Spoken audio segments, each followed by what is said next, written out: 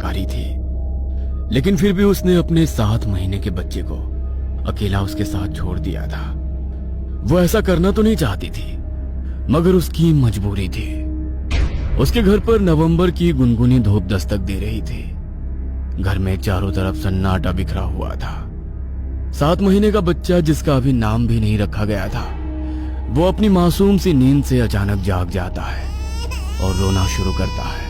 उसके रोने की आवाज सुनकर माधव कमरे के कोने से खड़ा होता है और उसके पास आता है।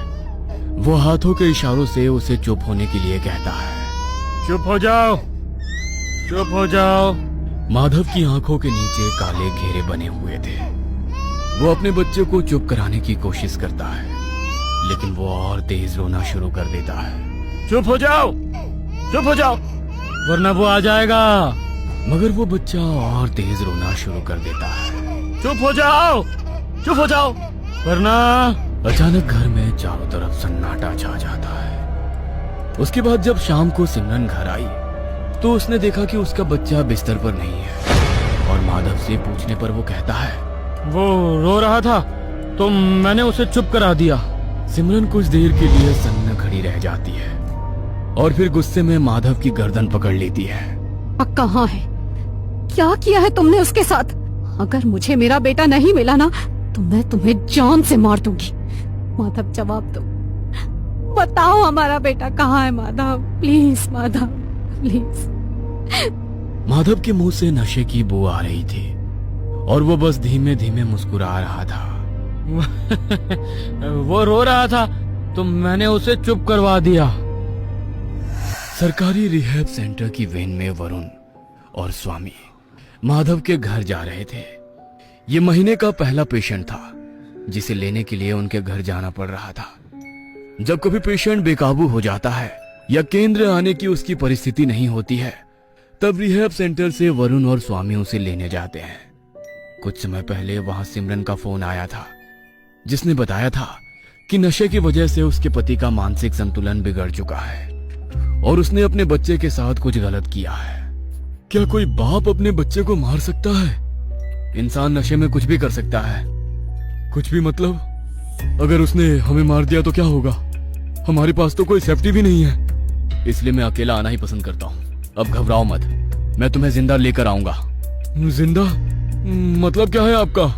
वरुण स्वामी का डरा हुआ चेहरा देखकर जोर जोर से हंसने लगता है। कुछ घंटों बाद उसकी गाड़ी शहर से दूर एक रिजॉर्ट के बाहर रुकती है। चारों तरफ खेत और खालीपन देखकर दोनों हैरान हो गए थे। उन्होंने गेट खटखटाया और जैसे ही दरवाजा खुलता है, हेलो मैम, हम लोग रिहैब सेंटर से आए हैं। मेरा नाम स्वामी है और ये है हमारे सर वरुण। शायद आपका ही फोन आया था। कहाँ है पेशेंट? हाँ, मैंने ही फोन किया था। मेरा नाम सिमरन है और प्लीज, वो मेरे पति है, कोई पेशेंट नहीं है। उनका नाम माधव है। कुछ देर पहले वो बेकाबू हो गए, इसीलिए उन्हें कमरे में बंद रखा हुआ है। ठीक है, लेकर चलिए आपके पति माधव के पास। वह घर बाहर से दिखने में छोटा दिख रहा था, लेकिन उस घर में अंदर कई कमरे बने हुए थे। आश्चर्य की बात थी कि सभी कमरों में एक खिड़की थी जो बंद थी और एक बड़ी लकड़ी की अलमारी। एक कमरे का आधा दरवाजा खुला हुआ था। वरुण सरसरी नजर से देखता है कि उस कमरे में एक बच्चे का पलंग रखा हुआ था। वो आगे बढ़ते हैं और दूसरे कमरे में जाते हैं। वहां भी लकड़ी की अलमारी थी और एक बड़ा पलंग, जिसके नीचे माधव 30-35 साल का एक जवान कमजोर दिखने वाला आदमी बच्चों की तरह छुपा हुआ था। सिमरन उसे बाहर बुलाती है। माधव, बाहर निकल आओ, हमसे मिलने दोस्त आए हैं। वो लोग तुम्हारे लिए कुछ लाए भी हैं। माधव बाहर निकलता है और वरुण और स्वामी को देखकर डर जाता है। ये लोग कौन है? ये हमारे नए दोस्त हैं और ये तुम्हें अपने साथ लेने आए हैं। तुम इनके साथ जाओगे तो ये तुम्हें जो मांगोगे वो देंगे। माधव चलने के लिए राजी हो जाता है। वरुण उसके पीछे चलता रहता है। जैसे ही माधव कमरे के बाहर कदम रखता है, नहीं, मैं अगर तुम्हारे साथ चला गया तो वो अकेला रह जाएगा, मैं नहीं जाऊंगा। वो स्वामी का हाथ झटक कर मुड़ता है और वरुण को धक्का देकर फिर से बिस्तर के नीचे चला जाता है। वरुण माधव की हालत देखकर स्वामी से जोर से कहता है, स्वामी, रस्सी निकाल। सिर्फ इतना कहने पर स्वामी रस्सी निकालता है और वरुण माधव को खींचते हुए पलंग से बाहर निकालता है। माधव का शरीर कमजोर हो गया था।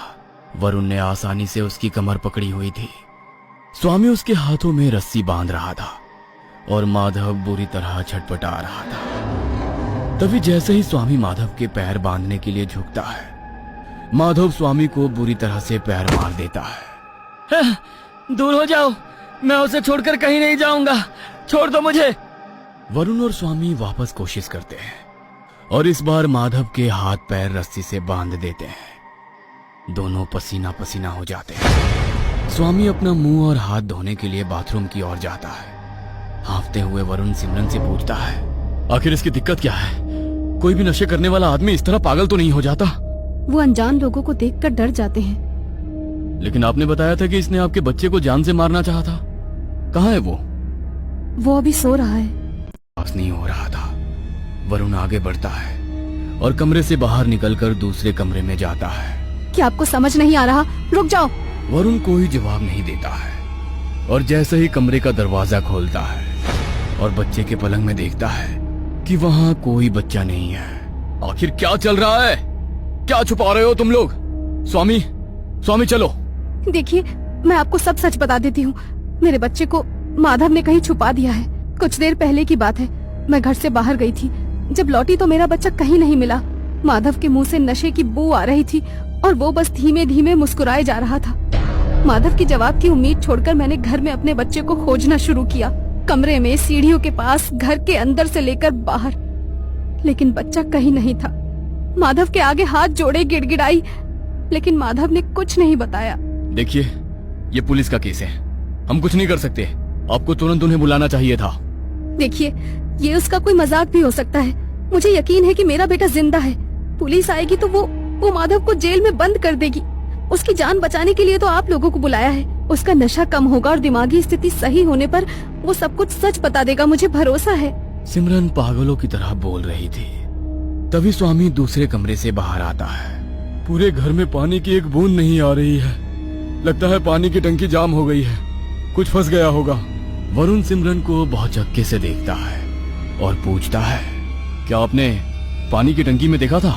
सिमरन की आंखें बड़ी हो जाती है और वो जैसे ही सर ना में हिलाती है, तीनों घर की छत की तरफ भागते हुए जाते हैं। वरुण पानी की टंकी में झांकता है और देखता है कि बच्चे के शरीर के टुकड़े टुकड़े पानी में पड़े हुए हैं और उसका एक हाथ पानी के वाल्व में फंसा हुआ है। जैसे ही सिमरन को बात पता चलती है, वह चीख चीख कर रोना शुरू कर देती है।